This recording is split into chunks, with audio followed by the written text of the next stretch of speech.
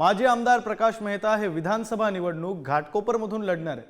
पराग शहांना ticket देऊन भाजपने गेल्या निवडणुकीत मेहतांचा पत्ता कापला होता, तर विद्यमान स्थितीत पराग शहा हे घाटकोपर पूर्वचे आमदार आहेत।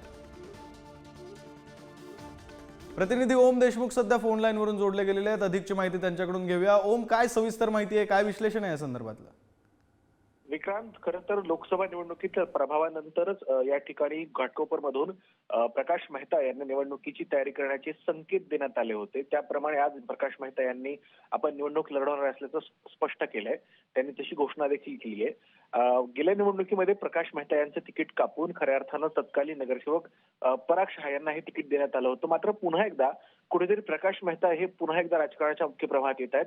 भाजपकडनंच खऱ्या अर्थानं प्रकाश मेहतांना हे संकेत देण्यात आले आहेत, अशा प्रकारची माहिती आहे। कारण भाजपच्या केंद्रीय नेत्यांसोबत प्रकाश मेहता यांचे अगदी निकटचे संबंध आहेत।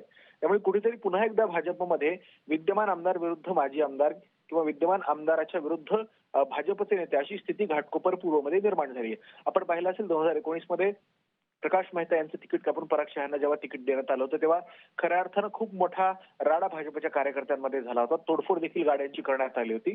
त्याचप्रमाणे आता पुन्हा एकदा जर अशा प्रकारची स्थिती उद्भवली तर भाजप विरुद्ध भाजपमधल्या दोन गटांमध्ये पुन्हा एकदा वाद रंगू शकतो।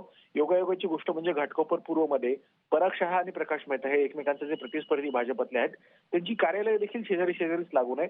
त्यामुळे कुठेतरी भाजपमधला हा जो काही अंतर्गत वाद आहे तो आता पुन्हा एकदा पेटण्याची चिन्ह निर्माण झालीत।